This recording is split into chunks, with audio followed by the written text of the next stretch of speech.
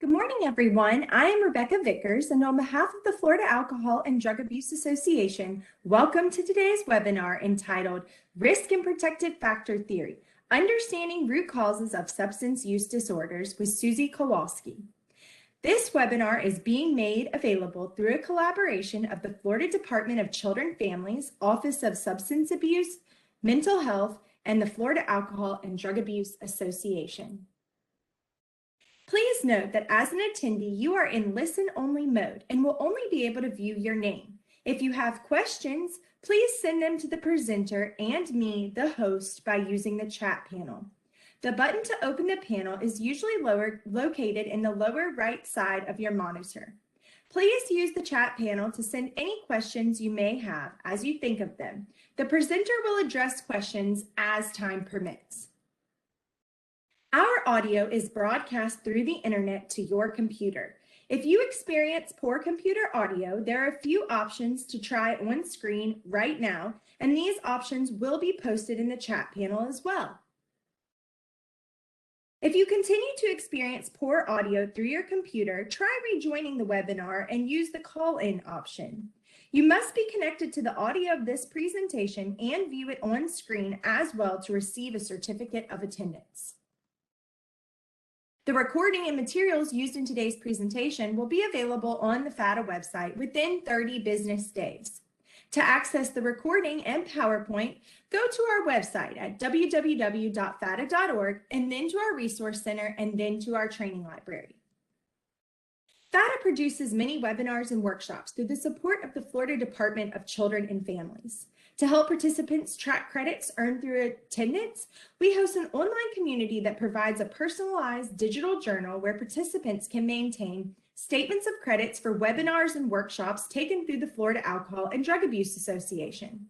At the end of today's webinar, your web browser will direct everyone to an evaluation on FADA's website.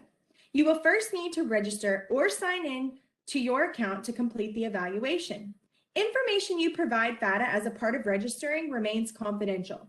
Statements of credit will be posted within 30 business days after the evaluation closes for persons completing the evaluation and attending the full webinar. Completing the evaluation is necessary to receive CE credits or to access your statement of credit. Please note that the evaluation will close midnight, Monday, January 31st. Up to 2 continuing education credits are available for participating in today's webinar for persons licensed through the Board of Nursing, the Board of Clinical Social Work, Marriage and Family Therapy, and Mental Health Counseling, and for persons credentialed through the Florida Certification Board. If you are a licensed healthcare practitioner, be sure to include your Florida license numbers for reporting to CE Broker when you register with our site for the first time. If you are certified with the Florida Certification Board or licensed outside of the state of Florida, you do not need to provide your certification number when you register with our site. Please note that WebEx monitors arrivals and departures of attendees and provides a report upon completion of the event. We are not permitted to provide a certificate of attendance if you do not attend the entire webinar, and we are not permitted to provide partial CE credit. Susie Kowalsky has been serving stigmatized communities for more than a decade through direct clinical practice as well as by delivering training and consultation to students, service providers, and administrators. Susie has worked in community mental health organizations in Chicago to develop and implement new programs, combining her clinical expertise with administrative and organizational skills to launch trauma-informed programs based on principles of harm reduction. Susie applies her experience as an outreach worker, substance use counselor, trauma therapist, clinical supervisor, and program manager to develop trainings for a broad range of workers with different roles, experiences, and expertise.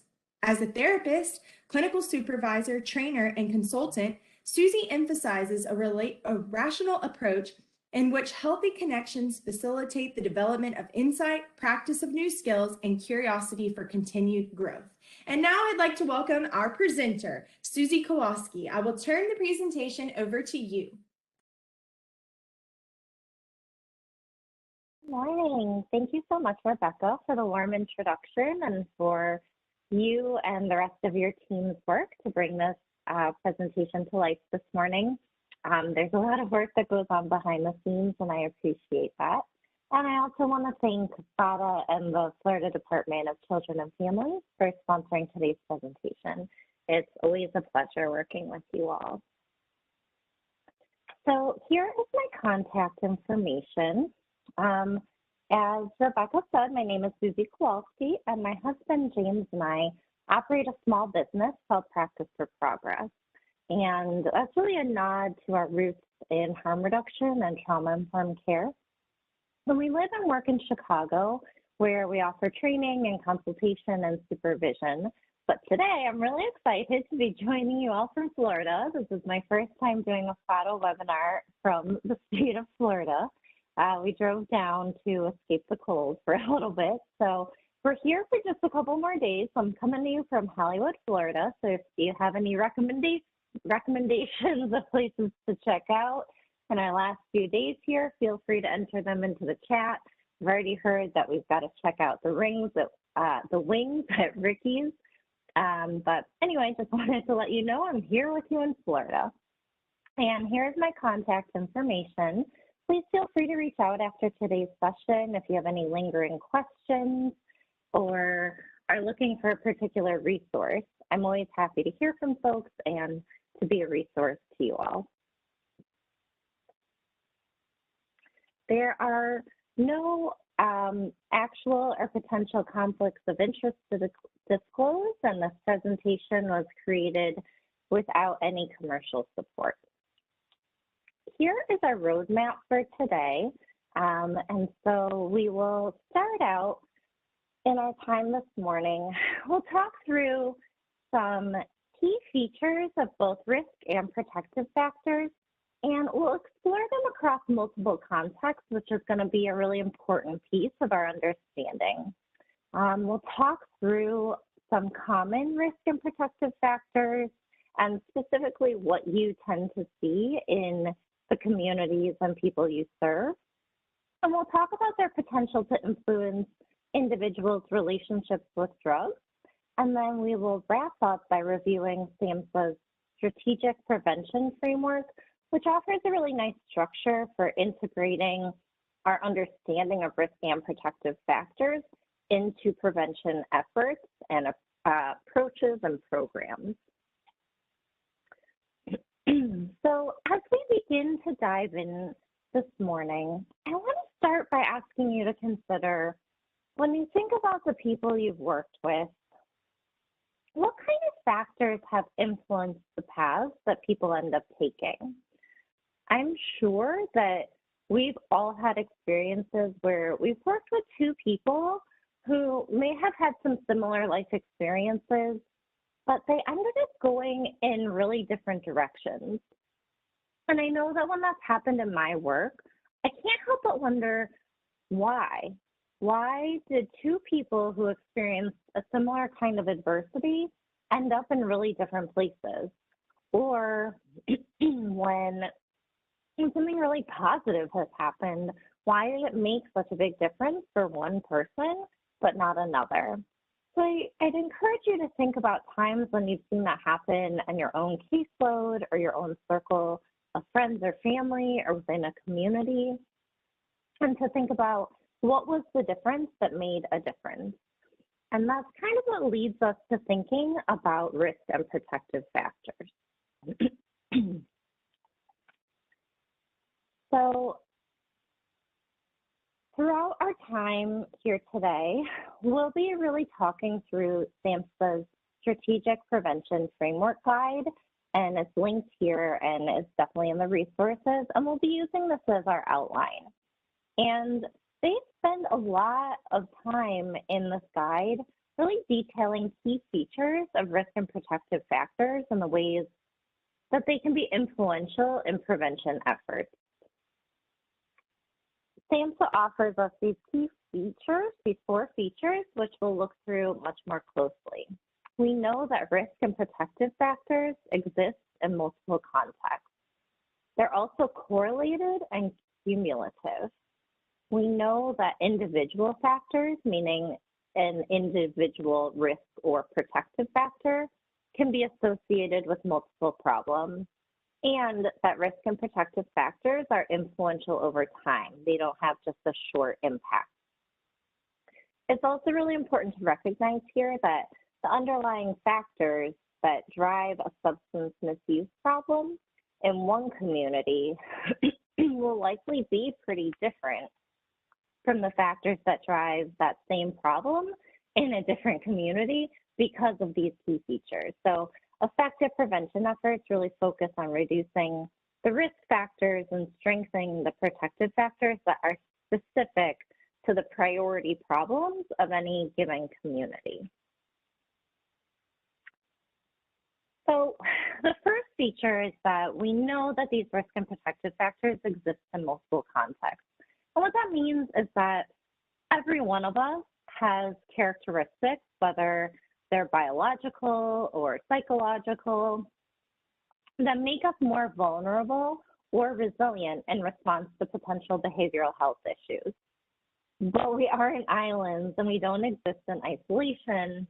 And so our risk and protective factors are also influenced by the relationships that we have. They're influenced by the communities that we live in and by the larger societies that we belong to. And so those factors also influence each other. So there's a lot of different interactions that occur here. So this is I think, helpful visual for trying to understand all these overlapping Venn diagrams. We tend to focus a lot on individual risk and protective factors, but targeting our prevention as well as our treatment efforts at the individual level isn't as likely to be successful because people don't live in isolation. So we need to consider their context in pretty nuanced ways. So an individual could have a family history of substance use disorder, which we know will be an individual risk factor. But we also want to think about, what do we know about that person's living environment? What are their family and social relationships like? What kind of community resources are available to this individual? And thinking more broadly, what type of societal factors influence this person's access to those resources? And then how do these various considerations loop back around to impact that individual? We also know that some of these factors are fixed, meaning they stay the same. So things like someone's personal or family history, those aren't things that necessarily change over time.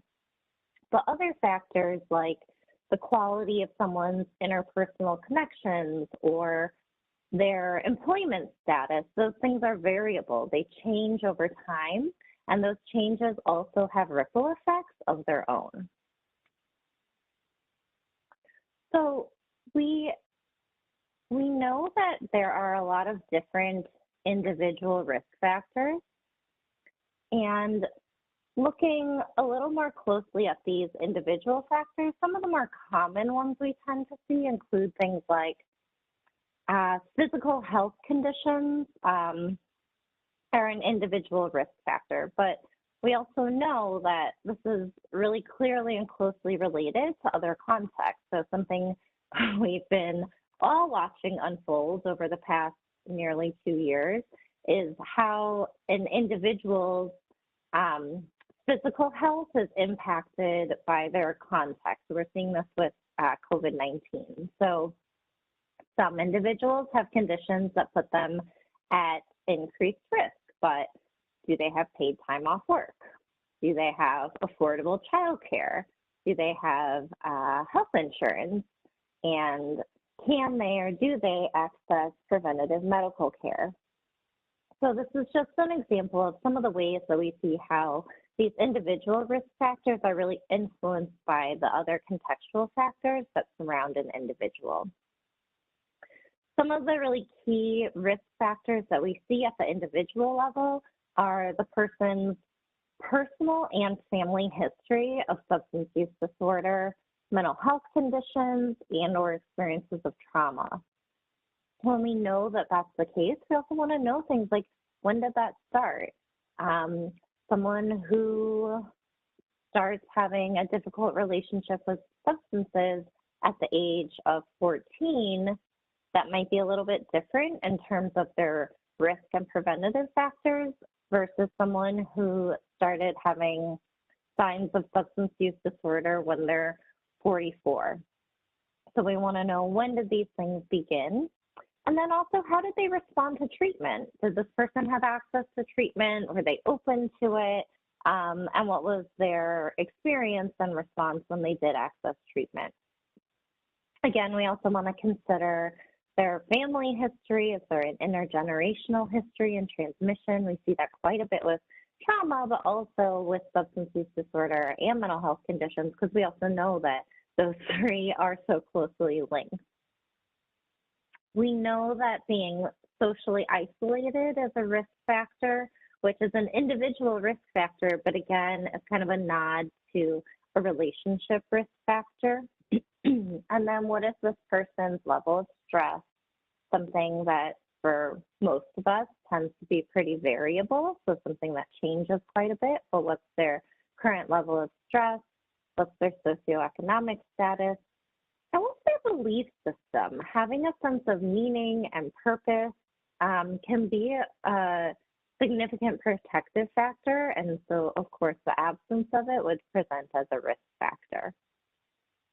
An interesting individual factor is age, which in itself can be a risk factor, but it's something that is definitely variable and obviously changes over time, but has really significant implications in terms of the interaction between individual risk factors and those other contextual factors that we've been discussing. So, for example, during adolescence and young adulthood, peer pressure is likely to be a much more significant risk factor for substance use disorder than it would be later in adulthood. We also know that in adolescence and early adulthood, social relationships tend to be more unstable as well as more influential, which has some pretty big implications in terms of someone's risk for substance use disorder.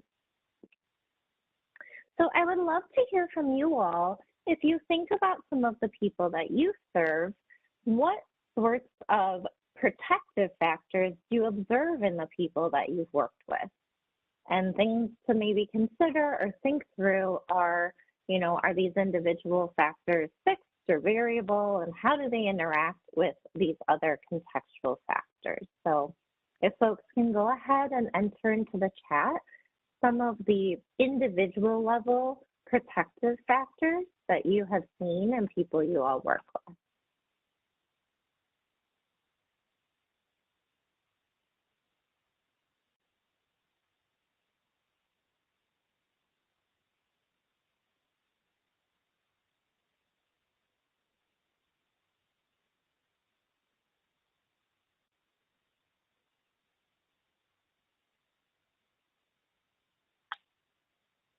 Yeah, so having a clear sense of purpose, environmental support, right? Spirituality and family support. I'm seeing a lot here in terms of people's belief systems being a really significant protective factor. A lot of mention of spirituality, religious beliefs, purpose, faith, religion, having a healthy family system, family support, absolutely. So, and some of these things you're mentioning are fixed and some are variable. Economically stable, absolutely. So I like the way that you all are identifying some of these things, and I think this is also a helpful exercise when we think about some of the people that we work with. Compassion and acceptance, I like that. To think about what types of, and to kind of train ourselves to be able to identify in the people that we serve some of their protective factors. I think sometimes people's risk factors become more evident to us and they jump out and they're maybe a little bit louder, but it's a helpful and important exercise, I think, for us to also be in the habit of thinking about what are some of the protective factors that we see. And I also noticed that in your responses, you all are naming a lot of the ways that these individual factors are really related to especially relationship factors in terms of family support and relationships with family and their support system, but also thinking at the community level as well. Thank you all. So let's move on to relationship risk factors. We see here parental divorce or separation from a caregiver. That's something that we definitely know can present an increased risk for substance use disorder, especially if it occurs during childhood or adolescence, more so than happening later in adulthood. We can understand that like your parents getting divorced when you're 8 is really different than your parents getting divorced when you're 38. It's not to say that it's insignificant, but the impact that that would have for someone is quite different based on their age. We also know that social influences and familial influences are often present simultaneously, especially during adolescence and young adulthood, where we know that people are really more outwardly focused and they still live at home and have a lot of family contact and family influence, but their peers and their peer groups have such a significant role as well. And that interaction creates a really complex system of risk factors that predicts a lot of adolescent substance use, which is really important for us to take into consideration. So similarly, we know that peer pressure and someone's perception of their own popularity or social standing have been shown to be associated with increased risk for adolescent substance use. So when an adolescent believes that their popularity within a peer group increases when they're using substances, they're more likely to participate in substance use because we know that those social influences are so important at that age. What is interesting that I want to layer on here is the impact of a community and community values and beliefs. So I was thinking about a time when I worked with a lot of teenagers in a particular community, and this community was really highly educated. There were high aspirations and expectations of these teens. And one of the things that they talked about was how in their school, in their peer group, smoking was really not seen as cool. They said like no one really smokes or even vapes because people are educated about the risks, and you know, doing harm to your body isn't seen as like a cool way to rebel. And so these teens are telling me like really no one smokes and vapes and there's not peer pressure to do it. And the people who do are sort of labeled as being like dumb or not very smart, and they're really looked down upon. I thought that was really interesting because I know I've worked in a lot of other communities where adolescents smoke as a way to seem more mature or cool. And so it's an interesting way for us to think about the ways that community values can really influence people's relationship risk factors for substance use disorder. So similarly, I'm going to ask you all to think through some of the people you've worked with and to identify and enter into the chat what type of relationship protective factors do you observe in the people that you've worked with? And again, to think about, are these things that are fixed, meaning they stay the same, or do they change over time? And how might they interact with other contextual factors? So take a minute to think about it and go ahead and enter your responses into the chat.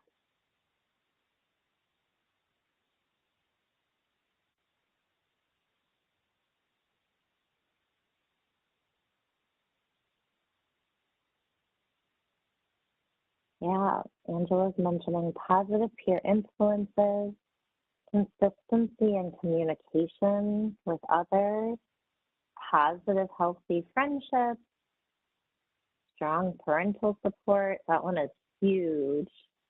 Being influenced in positive ways by partners, I like this one, devoted to the happiness of the family and spouse, supportive relationships.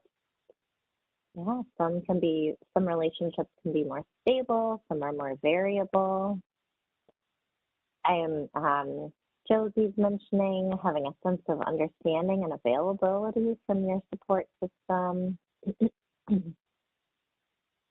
Communication, absolutely. I like this. The recovery network of support, don't do this solo. Having a good mentor figure. Positive school climate. Yeah, strong relationships within a faith community. So thank you all so much for these. These are amazing to hear about, and I'm sure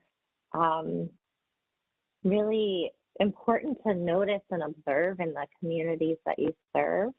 But we know that these relational protective factors can be so impactful in really mitigating the impact of some of the individual or even community risk factors, right? When people live in situations where they might experience a lot of risk factors in other ways, having those strong, healthy friendships, having good role models, having positive relationships with friends and family can go such a long way with people.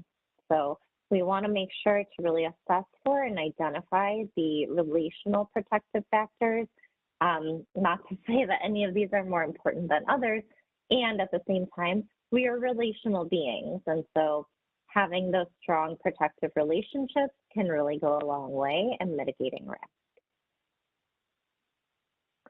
So moving on to the community level, one of the metaphors that I often think about, which is very Florida appropriate, is that sometimes we work with individuals whose households are kind of like a brick house in a hurricane. So within their walls, they have a lot of individual and relational protective factors. They have loving families where there's an emphasis on healthy connection and significant efforts and values toward health in a variety of ways. But at the same time, they may live in communities where there's widespread poverty, where there's really high rates of substance use. I worked on the west side of Chicago, which is sort of an open-air drug market, and you can witness people engaging in substance use on every block. That's going to present as a significant risk factor. Areas where there's a lot of community violence, where the people who live there live with a lot of fear of discrimination. And in general, just having a lack of resources within a community presents so many risk factors. When people don't have access to affordable, safe, and stable housing, that's absolutely going to impact their risk for substance use disorder. Someone's employment status and their ability to gain employment. What is the access like in this area for medical care or treatment? How are the schools? What's the quality of education that's available to young people? Is this community a food desert where it's really hard to have, a store that even has fresh and healthy food? Transportation isn't on here, but that's the big one. Is there a way to get to a place that has, fresh and healthy food? And what kind of recreational activities are available? How do people have fun in ways that aren't centered around substance use, and in ways that really support that healthy development of joy? I know in certain neighborhoods, there may be parks, but it doesn't feel safe for people to go and play at them. So what are young people supposed to do in order to connect with each other, but also to experience their sense of recreation? So these are significant things that we want to pay attention to, because it's a lot of the setting where those other risk and protective factors unfold.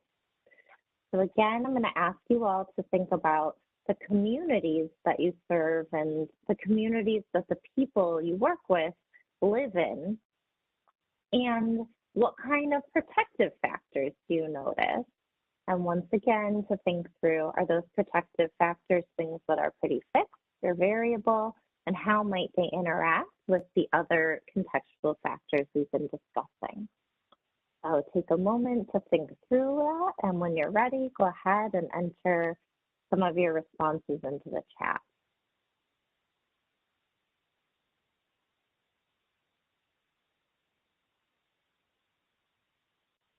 Yeah, transportation is a big one, especially here in South Florida, being able to travel, things are a little more spread out.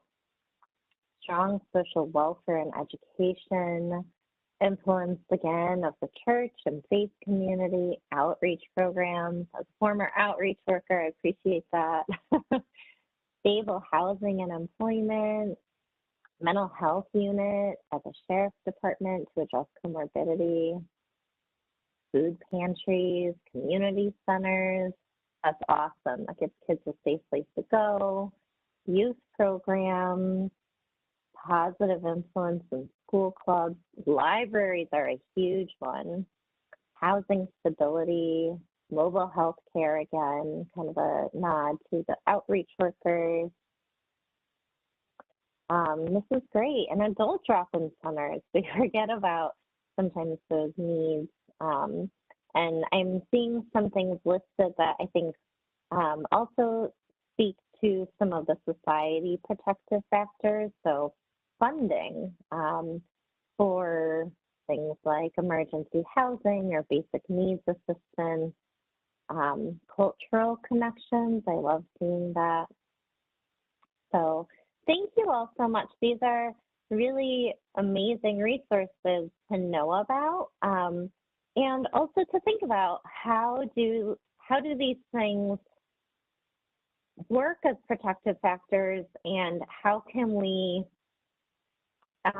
shape our prevention programs to really highlight and leverage these amazing community resources that are out there and available for folks. Thank you all so much for these suggestions. I love hearing about what's happening in your communities here. So moving on to our last factor is looking at the society level. What kinds of risk factors do we have? So certainly the stigmatization of substance use and people with substance use disorders can present a significant risk factor, right? What are our beliefs about people's substance use and their treatment needs? And I think, thinking at a variable level, it's important to consider how do our beliefs change depending on who those people are, depending who's using substances and what substances they're using. Do we view this as a criminal legal issue or a public health issue? And how do we respond and fund and support those efforts? Beliefs about treatment in general. We know that institutional racism and oppression are kind of baked into a lot of our legal structures around substance use, and we continue to see the effects of that today.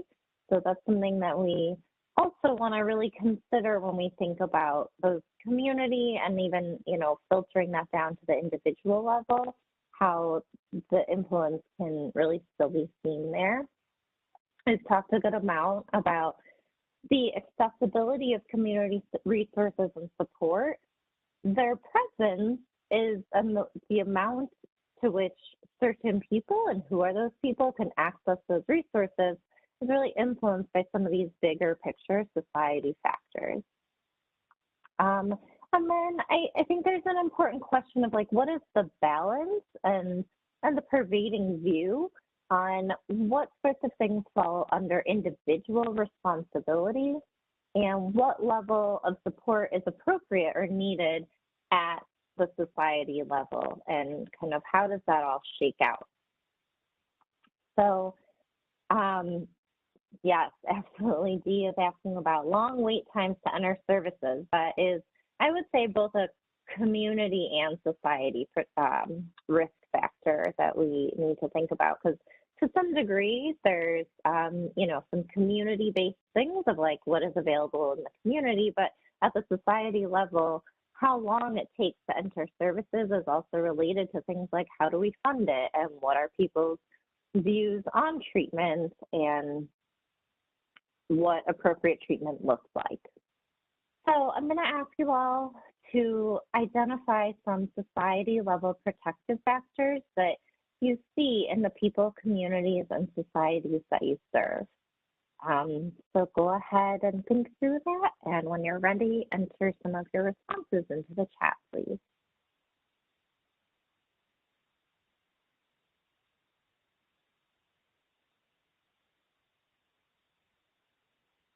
So insurance, huge one.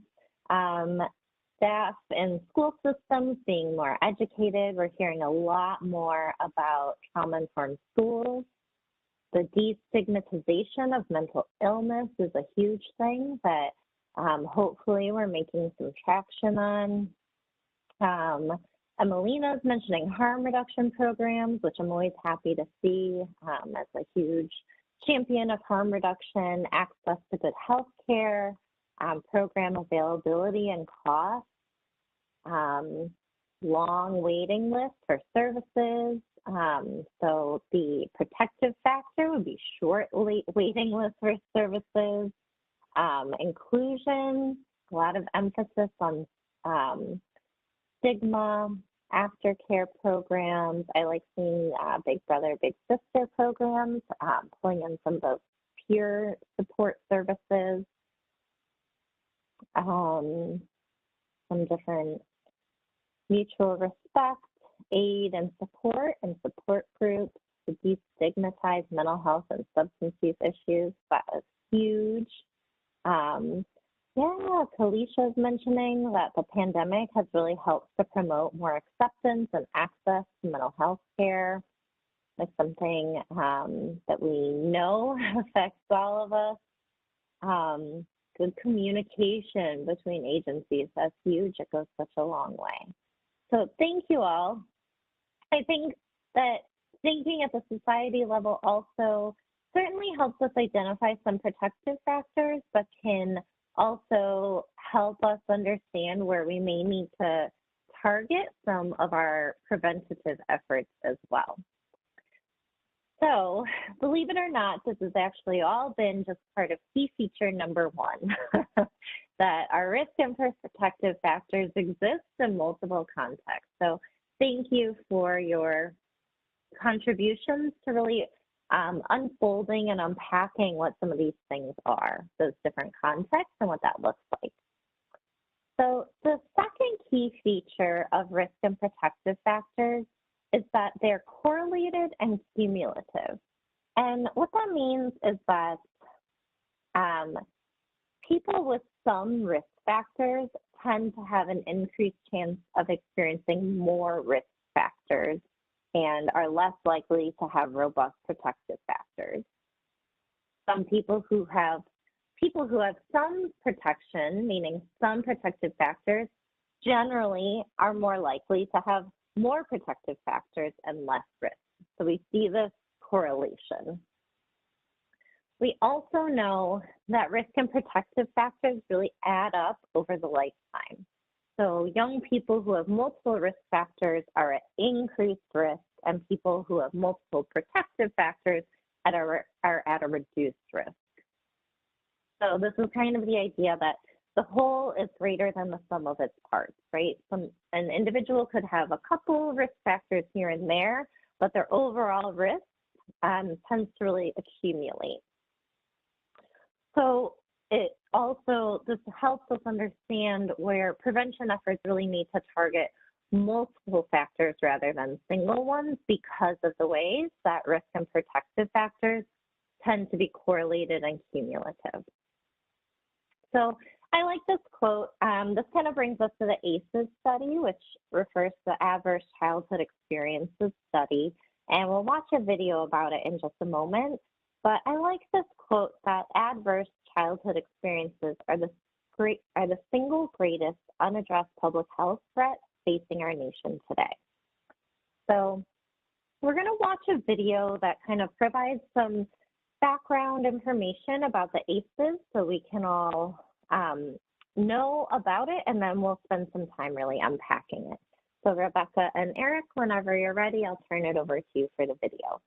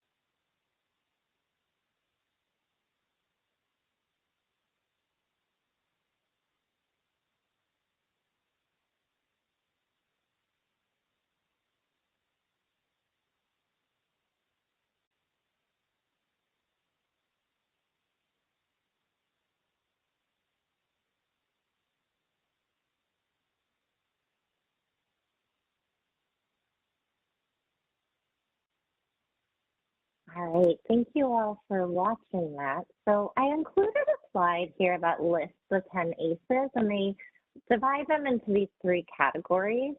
And so I wanted to include this mainly for reference so that you have it all in one place, but also as you look at this list of these 10 childhood adversities, I'd encourage you to think about some of the people you've worked with and to look through and think about what was their ACE score.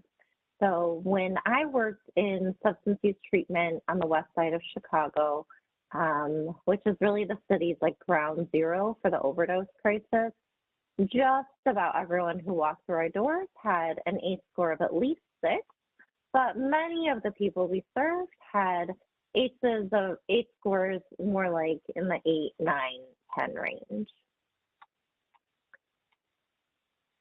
So we know from the ACE score, from the ACE study, that ACEs are both correlated and cumulative, much like risk and protective factors. So they're correlated and that they cluster.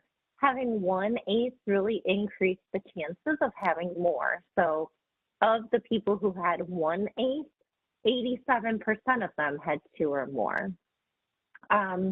And we see that about 12.5% of this population had 4 or more ACEs, and 4 kind of seems to be the number at which we see pretty significant changes. So that speaks to the accumulation. Higher ACE scores really increase people's risk for multiple problems. So we saw in the video that people with 4 or more ACEs are at increased risk for violence, divorce, broken bones, drug prescriptions, and that's not saying drug problems, but just to be prescribed drugs, depression, autoimmune diseases. So we see the impact of these ACEs in a lot of different areas.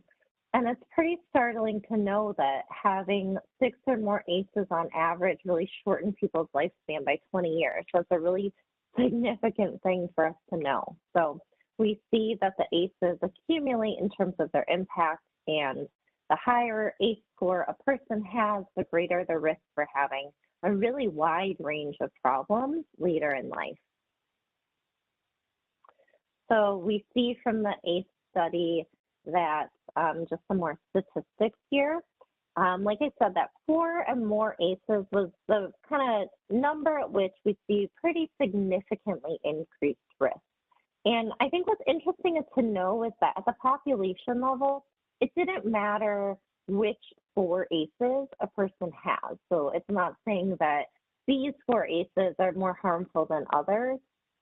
The harmful consequences are the same. And so we see here that in terms of mental health, people with 4 or more ACEs were at 13 times of an increased risk for making a suicide attempt. They had 7 times the risk of alcohol use disorder and 10 times the risk of intravenous drug use. And I think it's really staggering to know that for men in particular, having 6 or more ACEs put them at 46 times the risk of IV drug use. So it's really staggering to consider that these 10 factors can be correlated with so many different issues and in such a dramatic way.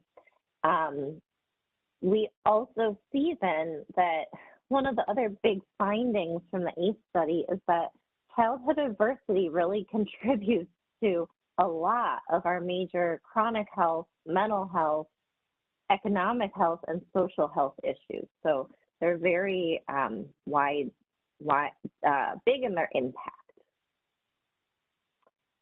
And at the same time, it's important to know and remember that these 10 adverse childhood experiences don't exist in isolation. ACEs really parallel the key features of risk and protective factors that we looked at way back on one of the very first slides. So the risk and protective factors for ACEs, like risk and protective factors for individuals for substance use disorder, exist in these multiple contexts of the individual level, relationship level, community, and society. ACEs, like risk and protective factors, are correlated and cumulative. An individual ACE can be associated with multiple problems, and ACEs are influential over time. We absolutely see them being passed down across generations.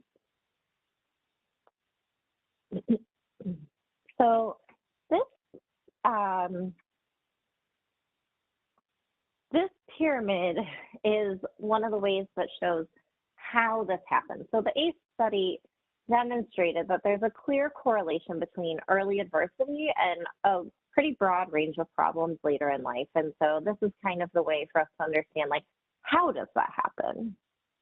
So I like that this pyramid at the bottom really begins with an acknowledgement of intergenerational trauma and the fact that growing up in a family where your caregivers had high ACE scores dramatically increases an individual's chances of having a high ACE score themselves, right? ACEs don't just happen out of nowhere.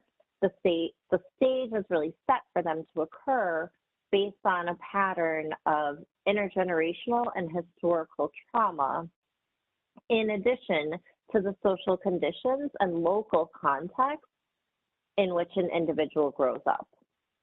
Moving on from there, in the past 20 years, we've learned so much more about how experiencing early adversities can impact someone's neurodevelopment and actually change the way that the brain operates, which has really significant implications in terms of an individual's social, emotional, and cognitive abilities. So if your brain and body are so focused on survival, or if connections aren't sources of healthy soothing, the good news is that we have this amazing ability to survive, and our body and brain do all these things that keep us alive, but they come at a cost.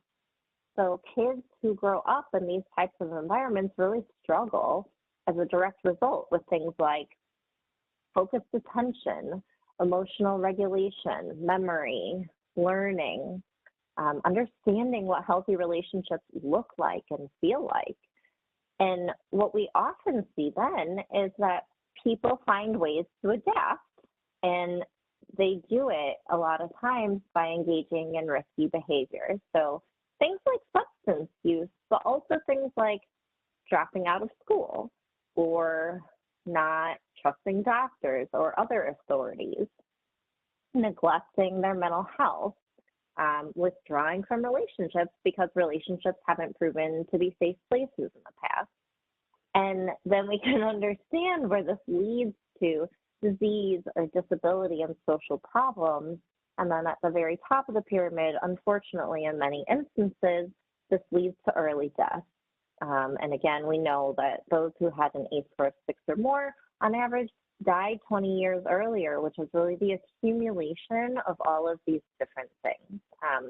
So their deaths didn't just happen out of nowhere. It was really built on these different foundational aspects. So ACEs are a really important factor for us to know about and assess for in the people and communities we serve. So how common are they? In the original study, like the video mentioned, almost 2/3 of adults reported having at least one ACE, and the majority of people who reported at least one ACE reported more than one. So they're pretty common. And it also depends on who you are to decide how common they are. So how common ACEs are really depends on the contextual factors that surround an individual. ACEs are incredibly common throughout the population, but they are also more common and disproportionately common among certain groups that we see listed here. So they're primarily common among people who have who are not likely to have grown up in places with robust protective factors at the relationship level or within their communities and in a broader society as a whole. So while individuals have their own ACE score, each of us have our own ACE score, the factors that influence someone's ACE score are really more influential at the relationship, community and society levels. So individuals, especially children, are really resilient, but they don't have a lot of power to reduce their own ACE score. But the people and communities and programs and systems around them do have a lot of power and influence in determining someone's ACE score. So I really like this depiction of the three realms of ACEs. And it kind of talks about the idea of like the soil in which we're rooted and the branches on which we grow. So in this image here, the leaves on the tree really represent the symptoms of ACEs that often show up in our programs, right? These are like a lot of reasons that people end up coming through our doors and in our services. But it's important for us to think about what is the quality of the soil that this tree is rooted into. And unfortunately, very often, that soil is really steeped with things like systemic inequalities and dysfunction, which robs the tree of the nutrients it needs in order to support a thriving community. So this is where we are seeing a shift of talking not just about adverse childhood experiences, but extending that idea to adverse community experiences. So conditions that contribute to and really exacerbate the adversities that are experienced by individuals and families. And then the third realm here talks about the environment. And here they're referring to like the natural environment, not the environment in terms of the setting. So things related to the climate crisis and natural disasters, and how those also influence both the community and the community's households. So I like the expansion of adverse childhood experiences to the idea of adverse community experiences. And I think that has really significant implications in terms of thinking about risk and protective factors and how those are impacted by prevention efforts. So individual risks for substance use disorder are dramatically increased by adverse experiences at the relationship, community, and society levels. So community and society level risk factors may actually be more influential than individual protective factors. And so this website, which is linked here, is PACE's connection. And they talk about PACEs, not just ACEs. So they're referring to positive and adverse childhood experiences. And to be effective, our prevention efforts really need to target multiple contexts to increase protective factors. We can't just focus at the individual level. We really need to get upstream and think about upstream solutions. So, the ACEs study is a good demonstration of the ways that a single factor, like experiencing one of the ACEs, can be associated with multiple outcomes. And we see this on the flip side as well, that a single protective factor, like a supportive or encouraging teacher, can have positive influences in multiple areas of an individual's life. And this tells us again that prevention efforts that target a risk or a set of risk or protective factors rather than individual risk or protective factors have a greater potential to also produce positive effects in multiple areas. So again, I like this idea of PACEs, of thinking about both positive and adverse childhood experiences. So as far as our key factor number 4 that SAMHSA offers, it's that risk and protective factors are influential over time and that they continue to interact with each other over the course of a lifetime. So effective parenting is something that there's a lot of studies on, and what these studies show is that effective parenting, and again, effective, not ideal, right? It's not something we're saying families and parents have to be perfect, but being effective can really mitigate the effects of multiple risk factors over time and across multiple contexts. So these studies are showing that effective parenting can really mediate the effects of things like poverty, divorce, parental bereavement, or parental mental illness. So the more that prevention planners understand how risk and protective factors interact, the more effective they'll be in developing appropriate prevention and treatment programs and practices.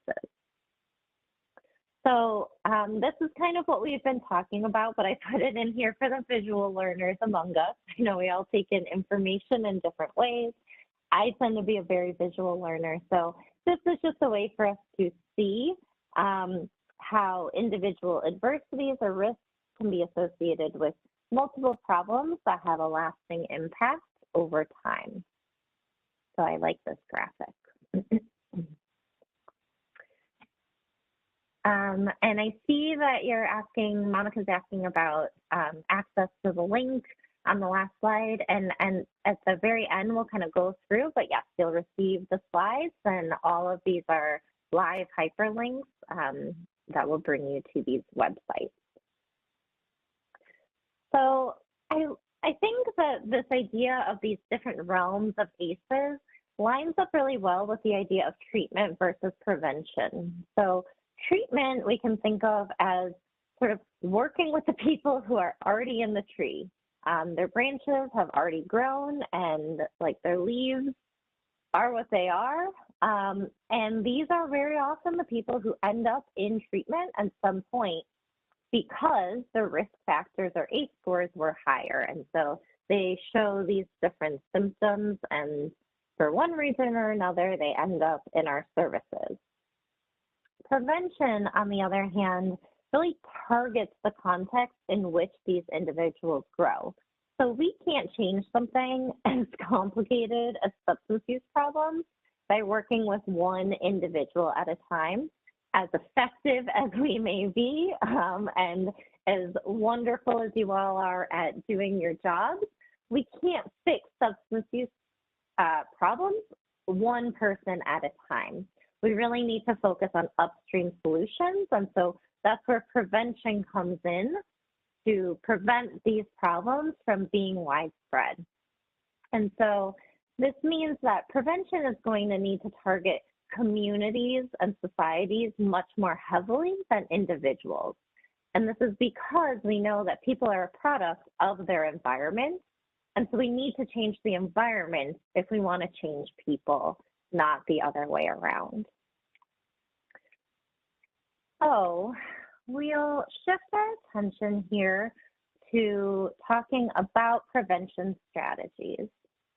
So in terms of prevention, we really want to think about, you know, in a very basic way, how do we increase people's protective factors? How do we decrease their risk factors? And I think the key question then is like, who and how do we prioritize? So in terms of protective factors and prevention efforts, what protective factors do we need to implement in order to offset the risk of adverse community experiences? So I think some good questions for us to consider are, what would relational protection look like in terms of decreasing risk for ACEs?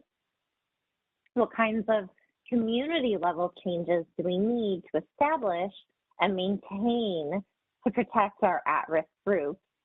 And what changes in our broader society would increase the level of protection that's available to all, but especially available to those whose safety in a lot of different iterations of the word is the least secure? So we're going to talk through different approaches to prevention. So there's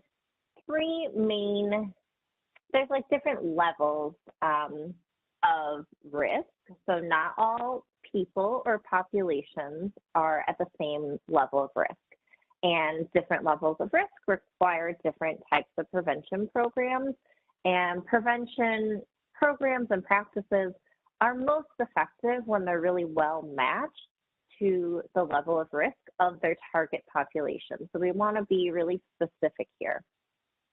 These different levels of prevention approaches start with universal programs. So these are the broadest approach, which are designed to reach entire groups or populations. So universal programs might target schools or whole communities or workplaces. Selective programs and practices target individuals or groups who are at an increased risk because they have more risk factors and or fewer protective factors than the general population. And then the most specific level is indicated programs, which target the folks who show early signs of substance misuse, but who haven't been diagnosed with a substance use disorder. So these kinds of efforts include things like screening and consultation and referrals for people who encounter systems for things like accidents or arrests or injuries that might be alcohol and drug related. So again, we want to think about matching someone's level of risk to the type of program that we're going to use. So we're going to spend our last bit of time talking through SAMHSA's strategic prevention framework. But I do want to pause and ask if there have been any questions that come up. Rebecca has been really helpful in keeping track of any questions. So Rebecca, now's a great time for us to pause and see if there are questions that we could address at this time. So we have not had many questions come in, Susie, but we've had just a lot of, statements. So if anybody would like to post a question in the chat, I'm happy to read it for Susie to respond to.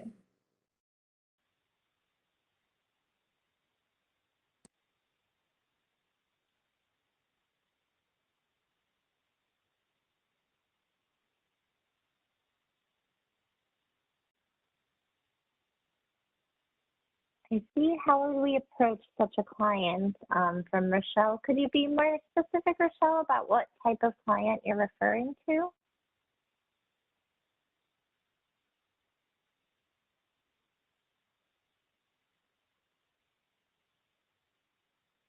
I see. So Rochelle is asking, have you ever had a case where a client experienced issues with all three areas due to the ACEs they have? And are the three areas, Rochelle, this is the challenge of a chat-based platform, but can you specify what three areas you mean?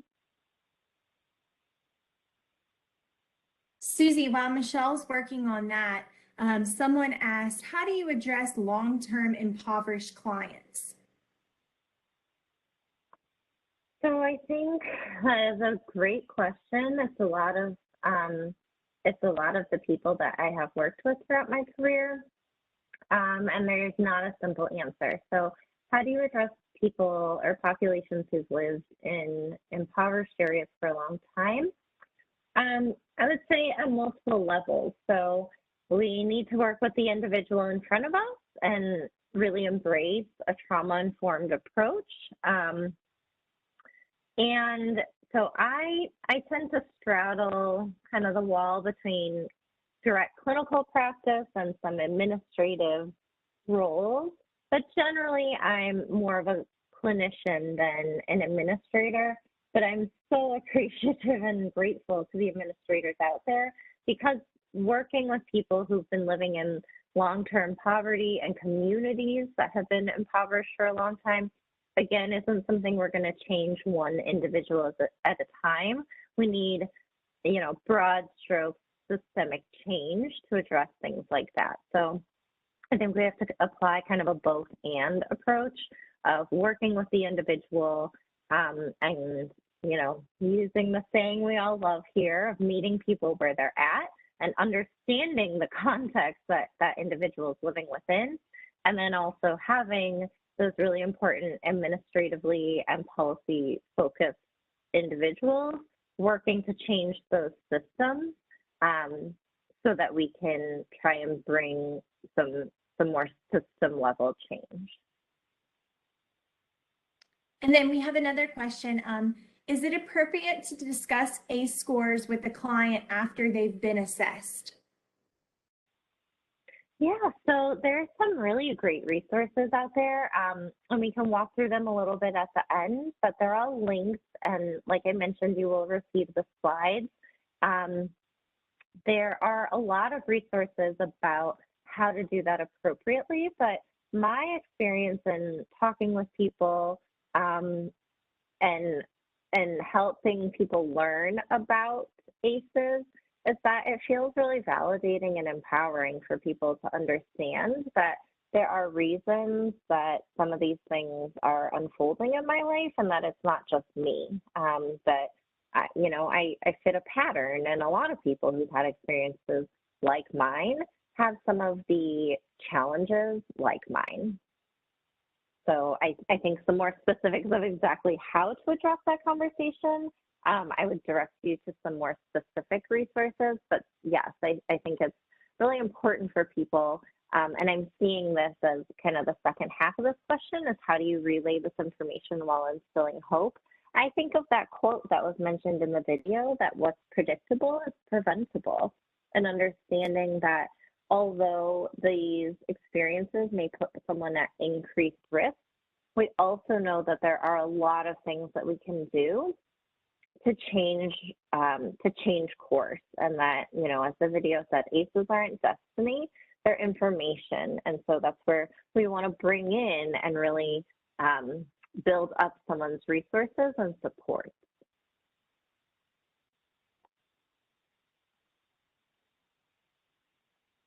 Absolutely. And then I think I saw Rochelle clarified the question of, how do you work with a client who's experienced issues in terms of their physical, mental health, and substance use due to the ACEs? I would say this is most of who I've worked with in my career.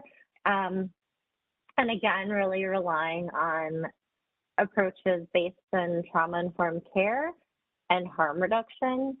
And one of the things that I'll mention from a trauma-informed approach is that I think really empowering someone to make their own decisions. I think it can be really challenging for us as providers to see people making decisions that we wouldn't choose for ourselves. And that comes from a really good place. And sometimes it leads to us starting to be more directive and to tell people what to do. And we want to be really cautious and make sure that we are eliciting from someone and really trusting that they know themselves better than we know them, and that what's going to be successful in making changes in their lives are them making changes that they want to make and that they believe in, rather than sort of acquiescing us because we have pestered or sort of bullied them into doing what we think they should do. And so a trauma-informed approach, as well as harm reduction, really emphasizes the importance of making sure we're following someone's lead and not recreating inadvertently those same dynamics that were so prevalent in someone's initial experience of trauma. So that can look like, doing a lot of case management at the outset and helping someone identify what's most important to them. It may not be the thing that's most important to us, but that is a lot of how we build trust, is by taking someone's lead and working with them on the things that are important to them.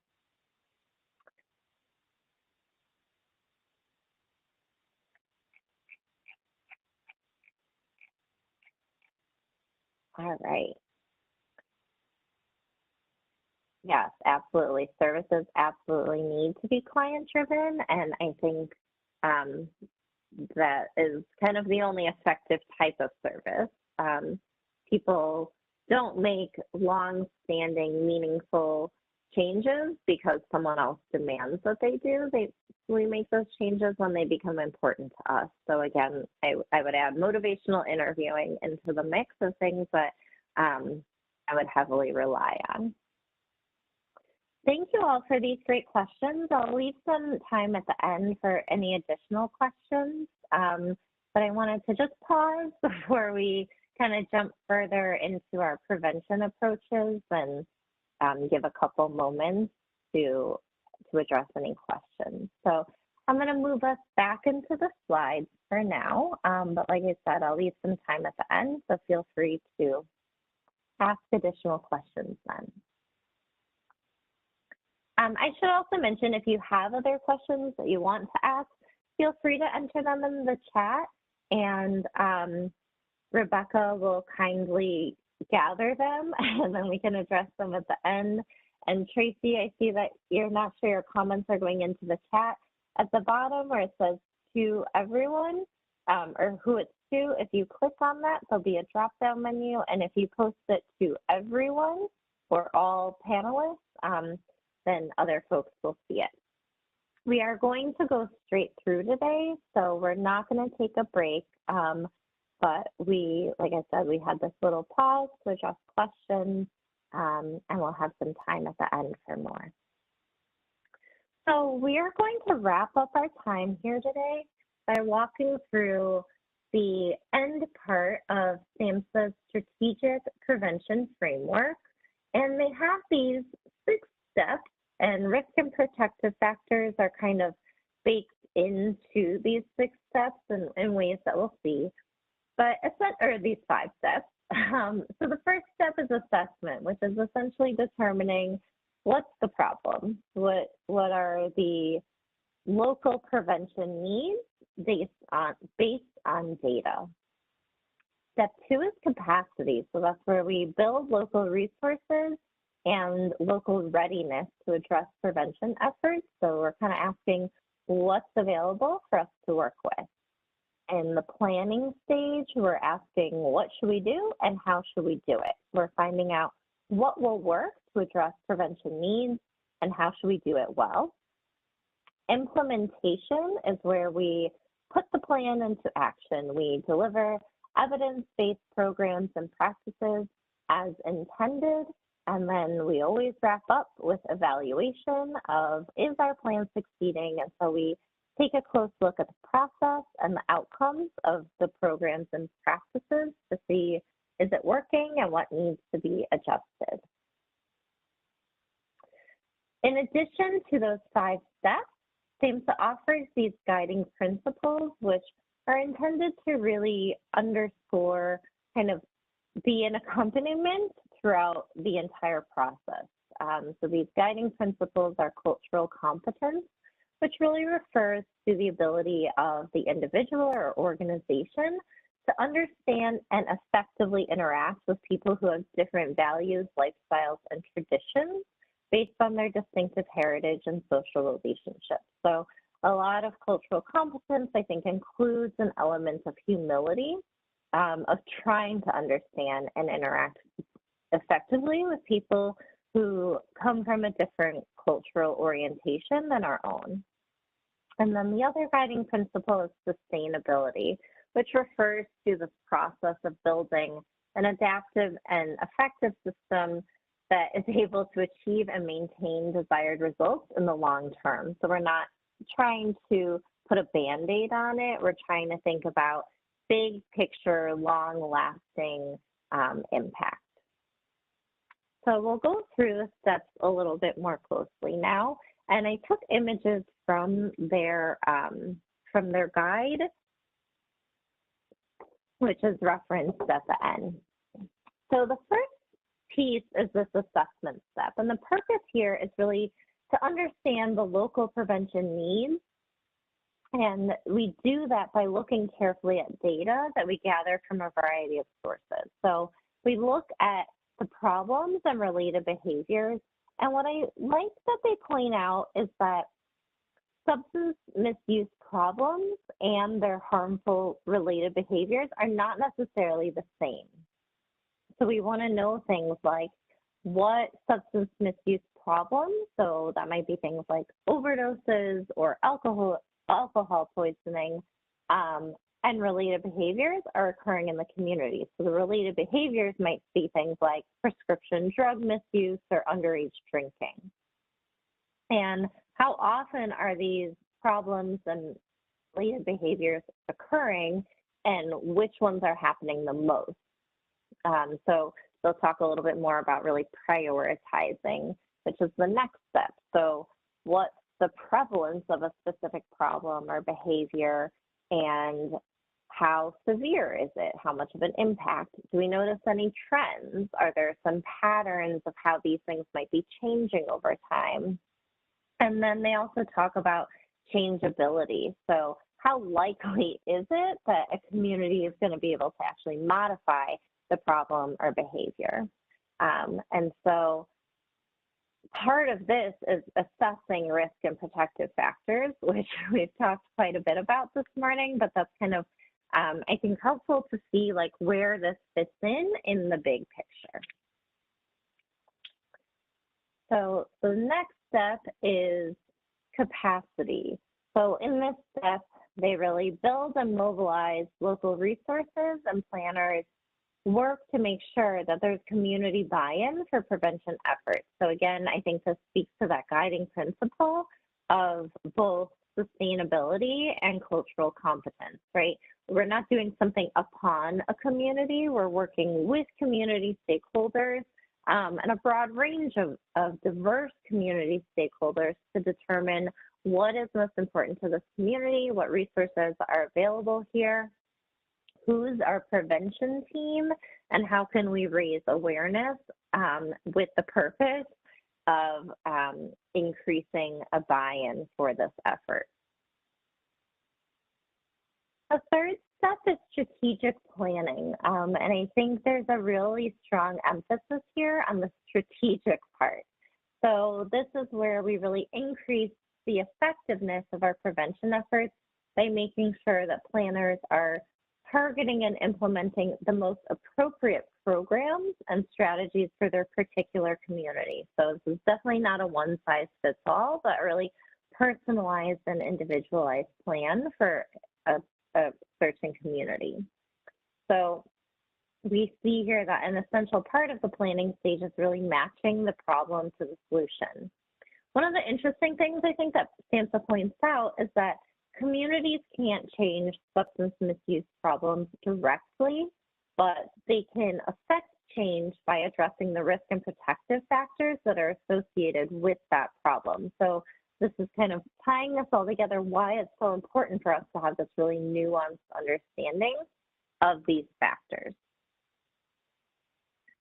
So where do we begin, I think, is, a big question, because trying to address all these different risk and protective factors at all these multiple levels and contexts to address multiple problems can be really overwhelming, and no community can address all of these factors at once, and it wouldn't be effective to try. So they offer some good guidelines around how to prioritize which things will be most influential. So they talk about key drivers of a community's problems. So we'll kind of walk through them. So they have two features of key drivers, which ones are most important and which are most changeable. So in terms of the importance of a problem, they define that by, it describes how a specific risk or protective factor affects a problem. And we determine that by asking these questions. How much does this factor contribute to the priority problem? Is this particular risk or protective factor relevant to the developmental stage of our focused population, right? Do you have a lot of young people? Are you in a community with a lot of older folks? Just taking into account the developmental stage. And is this factor related to other harmful behavioral health issues? Again, we know that addressing risk and protective factors is most effective when we do it at multiple levels. So these are kind of tricky questions, and I don't expect you to have all of the answers now, but I did want to give you all a moment to think about, in your communities and in the community you serve, what would you say are the most important risk factors and what are the most important protective factors? And again, for reference, these are the questions that they're asking to guide what is most important. What's the most important risk factor? What's the most important protective factor. So I'll give you a moment. I know these are big questions, but to go ahead and answer some of your responses into the chat. So for risk factors, I'm seeing housing costs and wages, poverty, housing, availability for resources. For protective factors, support, multiple community service agencies, housing costs, big deal. Strong support system, generational poverty, absolutely, which I'm sure relates to housing. Having both parents in the home, I like that one. Community resources, absolutely. So I'm going to ask for you all to write down for yourselves like your own personal list of the most important risk factors and protective factors in your community, because we're going to come back to this, but I think it's also helpful to hear from others what some of the risk and important risk and protective factors are in their communities. But like I said, they're going to be different for different communities, and we want to be really mindful of that. Thank you, though. These are great. So the other really important factor that we want to consider is what is most changeable. So changeability refers to a community's capacity to influence a specific risk or protective factor. We don't want to be focusing our efforts on something that isn't really potentially changeable. So the ways that we determine a factor's changeability is by asking, do we have the resources and readiness to address this factor? Does a suitable program or practice exist to address this factor? And can we produce outcomes within a reasonable time frame? And I think it's important to note what is a reasonable time frame is also going to really differ community to community, and that's a pretty subjective question, but also I think an important one to consider. So I'm going to ask you the same question for the communities that you live in and serve. What would you say are the most changeable risk factors and the most changeable protective factors? And I'll leave this slide up so you have the criteria for reference. But if folks can go ahead and enter into the chat what you think are the most changeable risk and protective factors in the communities that you serve.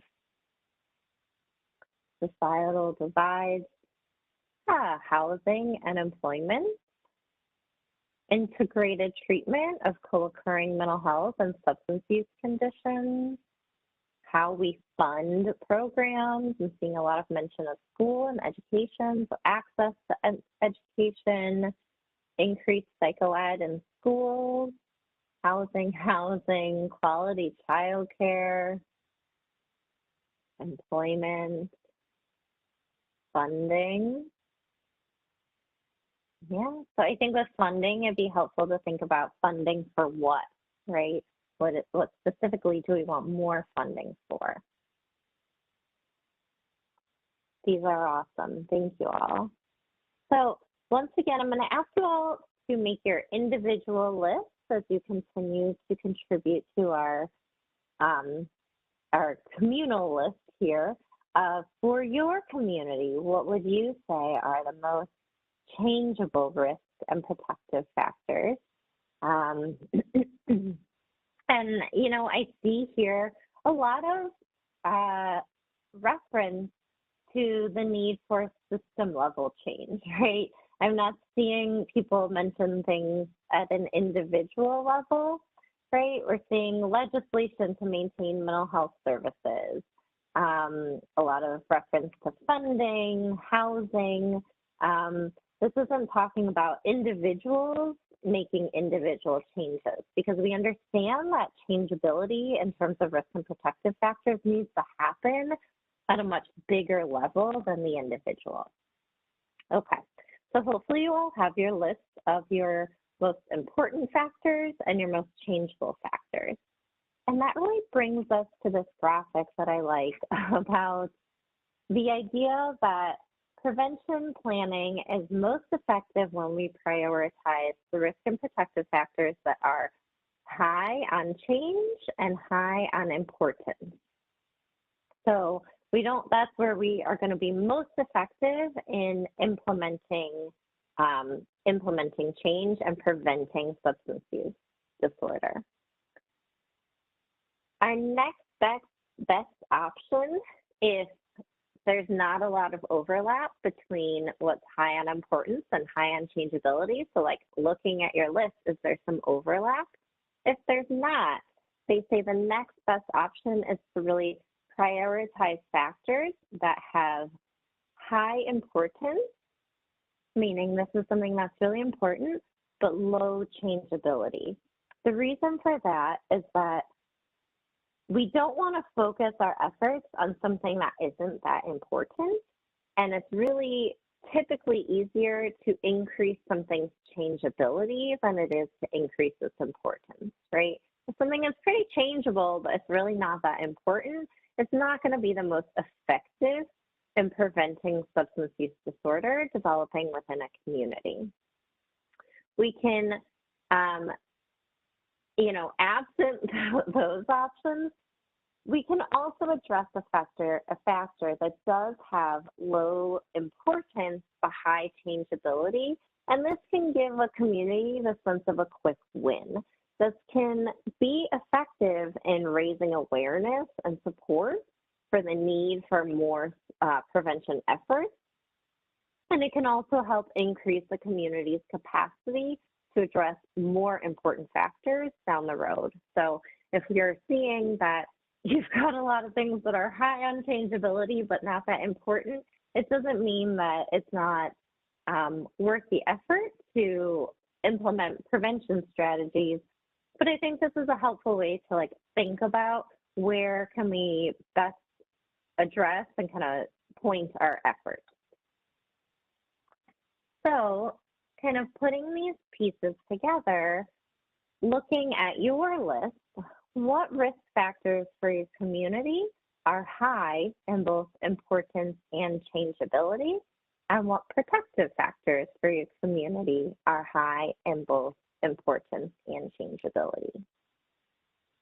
And when you have a moment, go ahead and enter those into the chat.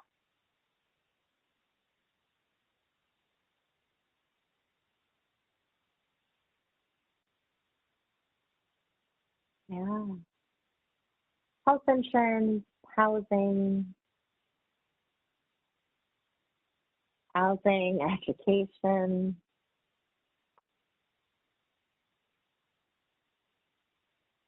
substance misuse, food resources, education, housing and funding, support and education as a protective factor, attention to low-income neighborhoods. I like this high in both as accessible housing and rehab resources, transportation, absolutely. An opportunity to learn to handle challenges, very interesting. Protective factors, programs, lack of resources, broken families. Yeah, changing the mindset of the community to see substance use disorder as a health crisis. So again, the importance of community buy-in is so important, that we need community support to implement change, and communities aren't going to put their efforts behind prevention efforts if they don't see them as being important. Vaping, especially among youth. So I really appreciate you all putting some of these things all together. Housing first, absolutely. Because I think, risk and protective factors can seem a little oversimplified at first, but when we really think about how do we understand risk and protective factors for substance use disorder, and how do we then use that understanding to actually implement a prevention effort, and strategy, this is really complicated stuff. And so what I was saying is I think it can be deceptively simple, but it very clearly is pretty complicated and layered. So I like the way that this SAMHSA's guide kind of breaks some of these down. And if we think back to some of the risk and protective factors that we discussed at the start of the training, like when you think about the risk factors that have contributed to people's harmful relationships with drugs, there's no shortage of really important factors, right? Home environment, education, housing, neighborhood. And it can be daunting to think about whether these things are changeable. And so what I especially like about the changeability questions is that whether something will change quickly isn't the most important feature. So taking housing as an example, because it's something that so many of you have mentioned as being a really key factor, is that, a question is, do we have the tools to change this eventually? And several of you have named housing first, which is a strategy that we have, that is available, that we know can be really effective. And so we want to think about changeability in terms of what the bigger systemic problems are that have potential solutions that actually work to fix it. And so in terms of housing, I would say like housing first kind of meets that criteria. It doesn't mean that it's going to be an overnight solution, because these aren't overnight problems, but it's a really good like upstream solution. And so again, we want to think about what ideas and practices would result in change if given the right resources and support. And I hear, comments here about like stigma or changeability can be accomplished in stages, but sometimes it isn't addressed immediately. And so that is that balance between working with the person who is in front of us and then also simultaneously working on these like bigger picture issues. And, as I mentioned, I think that's where we need that partnership between direct service providers and policymakers and administrators. So I see here that Carlos is saying, as a pastor and registered nurse, I have the advantage to understand better the importance of learning about protective factors and other similar topics to address social determinants of health.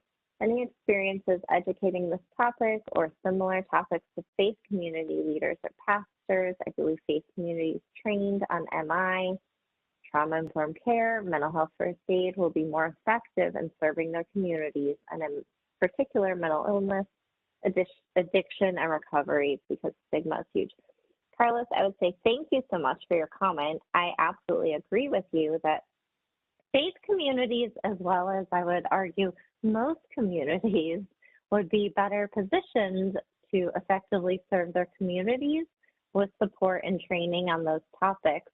And I'm curious to hear if there's, other people, other attendees who know of any resources or experiences of education on these topics. I'm really appreciative of all of you doing so much amazing resource sharing and brainstorming together.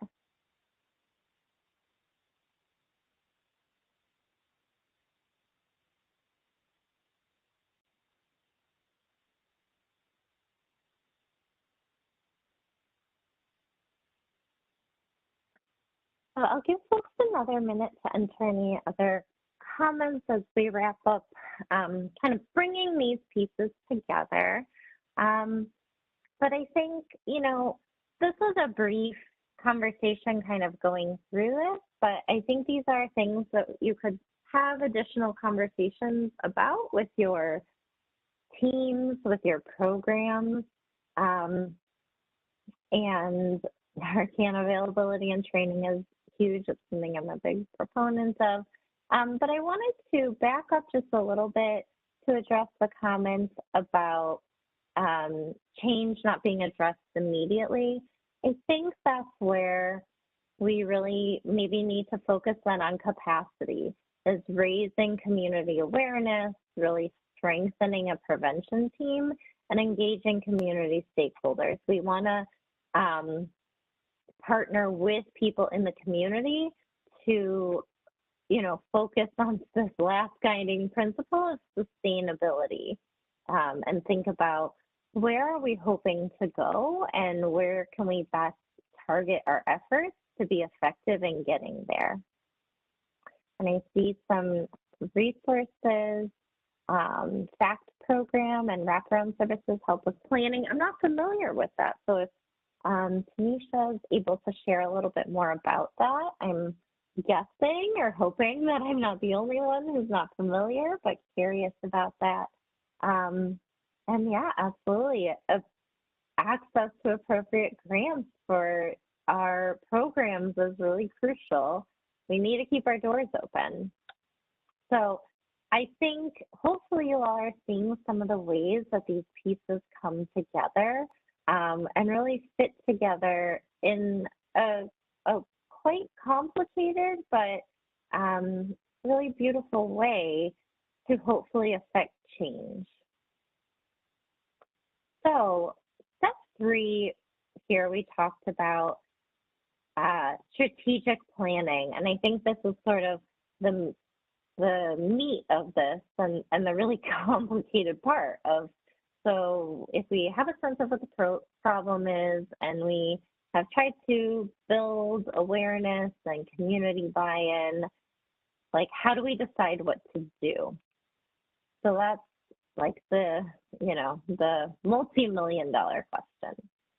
Once we do it, then we work on implementation. So step 4 is where a community's prevention plan is put into action. And ideally, we do that by delivering evidence-based programs and practices. So we balance fidelity and adaptation and establish critical implementation support.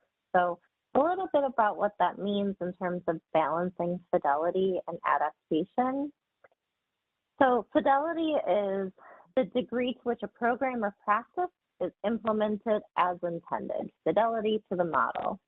But then there's adaptation, which refers to how much and in what ways a program or practice is changed to meet the local circumstances.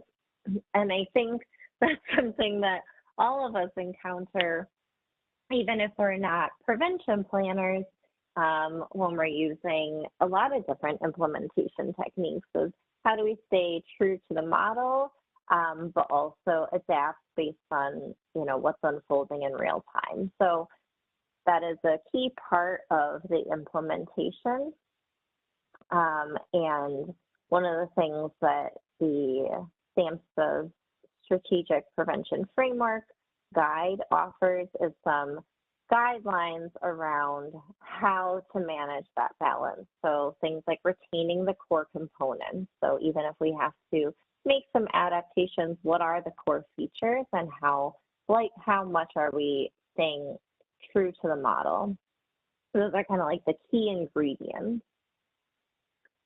Another piece that I mentioned is building capacity before we change a program. So we want to, rather than changing a program to fit local conditions, we really want to think about how to develop resources or build local readiness so that this program can be delivered more as it was originally designed. So this is kind of the idea of adding something rather than subtracting. So instead of subtracting pieces of fidelity to the model, adding ways to get the local community or program ready for the model.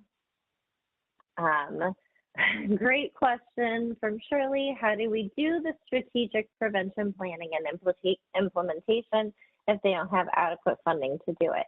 So I'm glad you asked that for a couple of reasons. One is that we need people who are, making voices heard to say that this is important.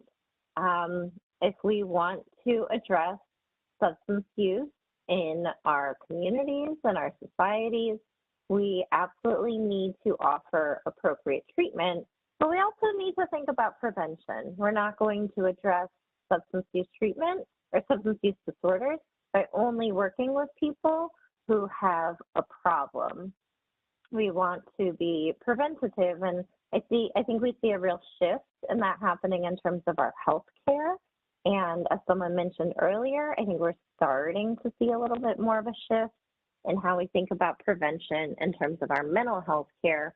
And I don't know how much as communities and as a society we think about that the importance of prevention in the realm of substance use treatment and substance use disorders. So we need to have, build capacity for this funding and to make clear the importance of it. And so to kind of tie these pieces together, I think that's where the evaluation and assessment comes into play, to think about, this is where we look at how's it going, what's worked well, what kind of improvements or changes do we need to make, and to share the results. And then ideally this process kind of continues from there. And I think the more we're able to be strategic in our prevention planning and implementation, the more we're able to then show the effectiveness of it and that this really matters and can make a difference. And it builds from there. But I hear you, Shirley, that I think this is the challenge that many providers and folks who appreciate and want to focus on prevention find themselves in is, we need funding to do this really important work. So as we wrap up, I'm going to ask folks to take a couple moments, and if you want to share your answers in the chat or just take a moment to reflect on your own. I like to do this at the end of a training because, you all have taken a good chunk out of your day to spend this time here with me, and I appreciate it, but this is, 2 hours is very small in terms of making the kind of changes that I'm really happy to hear are on your minds. And so how do we continue this conversation and this line of thinking beyond the time here today? And so I'm curious, what are things that you feel like you're already doing well that you want to continue? If you could take away, what's the one most important thing you learned today? We're here in January. If you think about in June and you're like, oh yeah, I went to that webinar in January. If there's one thing you want to make sure that you remember from today, what would that be? I think we're more likely to remember that if we take a moment to kind of etch that into our minds. And then moving forward, what is one specific change that you want to make? Again, it can be really overwhelming to think about all these pieces together, but what is one specific thing that you want to make a commitment to doing differently as you move forward and that you can start right now? Not something that we need, additional funding or changes, but something that's in your control that you want to do right away. So I appreciate seeing all these responses. I think it's helpful for you all to sort of set an intention, but it's really exciting for me to see all the things that you're taking away and that you want to be doing moving forward. So I think ACEs took a big piece. No community can address all the factors at once. Being deliberate and strategic. These are really great. Thank you all so much. So I want to leave a little time for question and answer. And as you all continue to enter these incredible responses into here, I want to go through, here's again my contact information if you're interested. But here's a reference and resources. So we have a lot of information here about the ACEs. All of the links that you see on this page are hyperlinked on the individual slides. So if there's a specific slide that you are like, oh, I would like to learn more about that, these are the hyperlinks that are available. This one here, the validity, this is actually the original ACE study. So it was done back in the 90s. And I was really excited to find the full text version of it. And it's worth looking through and being able to see, you know, what they found. And they have some really great graphics in the study that shows their results. So it's something, if you're interested in the ACEs, I think it's good to, I love this video that I think is a good summary, but again, if it's something you're interested in, I think it's always worth reading the original study. And then this one here on top is this guide that we've kind of been working through for a whole time. And then this bottom resource here is the Trauma-Informed Care and Behavioral Health Services. It's their TIP, treatment improvement protocol. That again, I can't recommend highly enough. I reference it quite a bit in my day-to-day work. So a couple other resources for you all to check out if you're interested. So thank you so much for your time and attention today and your thoughtful comments and for the work that you do every day. It's been a rough couple of years for treatment providers, and I'm appreciative of what you all do. I know that no matter what your role is, you don't get enough acknowledgement and thank you for the work that you do. So I also want to end by just thanking each of you for the work that you do every day. And so with that, we have some additional time for any questions that may have come up. Rebecca, are there any questions? Yes, there are. So we had someone ask, can you give some examples of how Chicago, as a community, has used some of these prevention approaches, how they've implemented them? Yeah, so it's complicated. I would say some of the things that I think Chicago is doing really well is,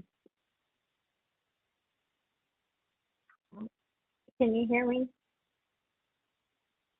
Yes, I can hear you. Okay. I think one of the things that Chicago is doing well is being able to really partner with communities, and certainly to varying degrees. You know, Chicago is a very big city, so it's a lot of different neighborhoods, but I'm seeing a lot more really locally community-driven efforts. So things like opening a harm reduction-based substance use treatment program on the west side of Chicago. And that's a program that I worked in. We partnered with the Chicago Recovery Alliance, which is an outreach program that has a syringe exchange program that also does a lot of testing for things like HIV and Hep C, TB, as well as a lot of community education. So they offer really specific and detailed harm reduction strategies, which I think is a great way of really meeting the community where they are, as well as offering a lot of resources and services. But more and more I hear from people in programs that the Chicago Recovery Alliance is an organization that they really trust and feel comfortable accessing. So again, thinking about like the changeability. In terms of housing, it's always a work in progress, but I think I know I hear more now about housing first and organizations that have a more robust understanding and practice of harm reduction than I did 10 years ago. So there's always some tension whenever there's efforts to drive change, and certainly Chicago is no different, where there's some pushback from other community stakeholders. But I think those are some of the things that I have seen that I think are making a difference.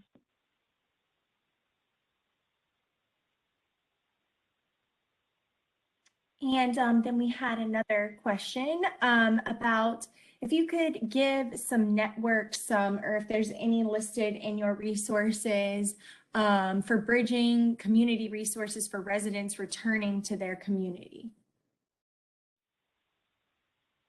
So that one's a little tough. I'm actually going to open that up to the audience. If anyone else has anything local, my expertise on resources is more Chicago-based, but if other folks know of any Florida-based resources for supporting people returning home, I'm guessing that might be either from incarceration or from treatment.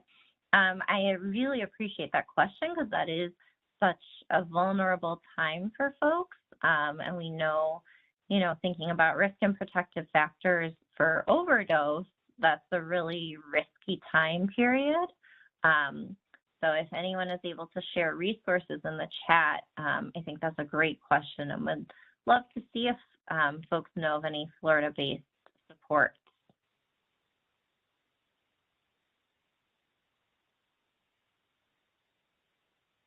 Great. Well, I see some coming in through the chat now. So if you want to read those, Susie, I'll let you, and then I'll go ahead and conclude today's webinar. Great. Yeah, I see a great resources family. Absolutely. In Jacksonville, there's a JREC program. Tampa Bay has a program that works with reentry called Metropolitan Ministries, 12-step programs and mutual support. I see Disc Village. So thank you. Those are some great resources, and you all have done an amazing job of resource sharing throughout our time today. So I also want to just acknowledge and thank you all for that. And so Rebecca, I'll turn it over to you to wrap things up. Great. All right. Thank you, everyone, for joining our webinar today. We have included Susie's contact information so that you may contact her with any further questions. And then, Susie, we would just really thank you for putting on this webinar. You always give such great information. We really appreciate it. Please see the chat panel for a link to today's survey. Additionally, when I conclude today's webinar, your browser will take you to an evaluation on FATA's website. If you want to receive CE credits or statement of credit for this event, please complete the evaluation. You will be prompted to register or sign in to complete the evaluation. You can register as a visitor at no cost.